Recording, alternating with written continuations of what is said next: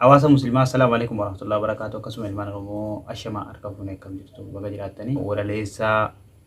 walaloo bareedduu walaloo haala yeroo wajjin deemtu walaloo miidhagduu ergaa jabduu qabduu akkasuma ofillee nama yaadachiiftu namni waarraa hubatu akkasuma waan biyya keenya keessatti ta'aa jiru bifa bareedaadhaan nu dhiyeesse obboleessi keenya gurraachi keenya kun nu jiraadhu galatoomii ulfaadhu jennaani mata duree walaloo isaa magam biyya sanii biyyattii mana hidhaa biyya gam tokko cidhaa biyya gam tokko du'aa jetti egaa akkuma argaa jirta yeroo ammaa kana gam tokko du'aa yeroo inni tokko du'ee irra ajjeefamee boo gam tokko mootu akka cidhaatti ililfamee gammadamaa jira waan haala yeroo wajjin wal fakkaatu hojjetee ture mee gama walaleessaa kanaatis hin dabarsaa Aye, walaleessaa keenya itti nuufuufi. Magan biyya sanii biyyattii mana hidhaa biyya gam tokko du'aa biyya gam tokko cidhaa. Jara hundeen qabne tuu hundee nutti godhate jara tuffiyaafne tuu deebi'ee nu tuffate jara tu goojjoo yaa'ee mana biillaa bitate jara tu harree gatee konkolaataa yaabbate jara tu koochoo baasee mataarra nu qubate. Magan biyya sanii biyyattii mana hidhaa biyya gam tokko du'aa biyya gam tokko cidhaa. Jaraan namni nu dhumee manni keenya gubate jarri tun jaratamii beeka abbaan hubate jarattii gadi galoo imaanaa sabaa nyaatte jara gantuu salphattuu ilmaan abbaa waakkatte magan biyya sanii biyyattii mana hidhaa biyya abbaadhaaf du'aa biyya keessummaaf cidhaa. Kajarri biyyaa yaafte meeqa galaanni nyaate meeqa saaraa gammoojjii keessatti lubbuun baate meeqa daarotti galee manni irraa gubate meeqa daarotti dhalee ilmoo wajjiin rakkate meeqa biyyarraa yaa'e jara jalaa baqate dureeyyii teenna meeqa horiin jalaa saamame meeqa ijoolleen qacaleen kichuu karaa haamame magan biyya sani biyyattii mana hidhaa biyya abbaadhaaf du'aa biyya keessummaaf cidhaa. Naqarsa foon fixatee lafee namaa caccabsu kaansarii sammuu qabee karaa irraa si maqsu riqicha waraabiyyii gama keenna ceesisu jallataa sariin ormaa saba isaatti leenjisu weellisaa ufii nyaatee ka ormaa sirbisiisu gadhee ilmoo ajjeesee haawwolee iyyisiisu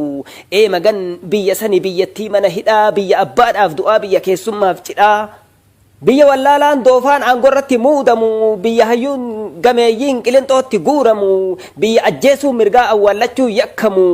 biyya oromoon guutuun shororkeessaan shakkamu biyya dhiirri qalamee bineensaa fannifamu biyya kaayyoon dhalootaa karatti hambifamu biyya nama kunuunsaa nama mancaasaa biqiltuun kunuunfamu magan biyya sanii biyyattii mana hidhaa biyya gam tokko du'aa biyya gam tokko cidhaa. Maarree biyyuma tanaan teenna jennee dhaadanna qe'ee teenna onsinee qe'ee ormaa dhaabbanna baabura jaamaan oofu akkamittiin yaabbanna eessa deemtaan hin jiru fudhatee siin qajeela ulema ati isaa murteen deebi'ee si haleela ufii isaa duruu badeessis balleessuu kajeela magan biyya sani biyyattii mana hidhaa biyya gam tokko du'aa biyya gam tokko cidhaa. Sarraa dhufte abboo ati hoo warra kamii asirraa yoo si fuudhe kasi geessu garamii jedhee nama gaafatu fudhatee si maankaata yookiin siin gara galchee qilee gubbaa si gata isa walii yaabbannaan tasa lubbuun si bada lubbuun abbaan tuffate torbeen geettuun mammaaksa abaaramaa yaabbatteen ta'in ilmoo abaarsaa naaf dhaabi jedhii bu'ii miila keetiin imali yoo feete waggaa feetu torbaanin nagaan gali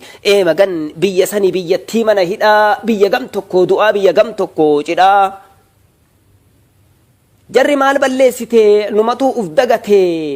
gariin diinatti galee saba ufii lagatee gariin kaayoo ummataa mallaqaan sharafate nutu kutaa wal qoodee foonummaa wal waakkate akka sangaa sadiinii nutu addaan baqate numatu kanaaf diinni nu seene hulaa banaa argate numatu lafee ta'ee kokkeetti wal rakkate numatu wal sakaalee galma yaadu hanqate biyya diinni nuuf jaare teenna jedhee abdate magan biyya sani biyyattii mana hidhaa biyya abbaadhaaf du'aa biyya keessummaaf cidhaa.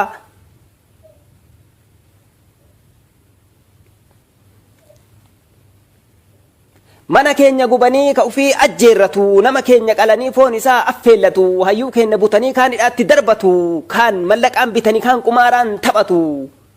oromoon kana argaa lamuu galeen boqatu qeerroo qeerransa qabaa dhiira roorroo qolatu toltu nagaa buufnee walumaan ajjeeranna hamma tudubbii uumnee taraa wal affeelanna qeerroon koo kana argaa akkamiin galee rafaa leenci jeedalaaf saree jalatti kufuun fafa magan biyya sani biyyattii mana hidhaa biyya gam tokko du'aa biyya gam tokko cidhaa. Walaloon tuni saaxila shiraa fi sharrii isaanii kutaa lammaffaati kutaa tokkoffaa isiniif maxxansee ture. Mee biyya sanirraa isin maal maganfattan ani waan maganfadhe isiniif dhangalaasaa isin dhaggeeffattanii sheer gochuun dadhabinaan dhaamsa kooti. Maarree namni keenya dogoggoraan sirna kana deeggaraa jiru yoo jiraate akka uf baree dammaqee jalaa yaa'uuf shira isaanii saaxillee dhiyeessuun dirqama ta'a. Galatoome nutis wanni nu irraa maganfannee fi wanni gaafii nuti ta'e egaa akka keetiitti walaloon dhiyeessuu dadhabnullee akka keetiitti bifa bareedaa kanaan dhiyeessuu baanullee waanuma keessa keenya jiru dubbatte jedhee tayyaadha. Hedduu galatoomii ulfaadhu obboleessa keenya. Egaa hawaasa Oromoo walaloon kun walaloo dhama qabduudha, walaloo ergaa qabduudha, walaloo gorsallee of keessaa qabduudha, walaloo ofillee nama yaadachiiftuudha, walaloo walillee nama barsiiftuudha, walaloo walittillee nama fidduudha, walaloo diina eenyuun akka ta'e eenyu akka nu miidhaa jiru namaaf himtuudha. Waa hedduu of keessaa qabdi. Egaa walaloo kan ani hedduu tokko itti gammadee hedduu takka natti tolee akkasitti tolee abdii qabaa akkuma inni jedhee waliif sheer gochuudhaan wal biraan gaan isinii jedha. Galatooma.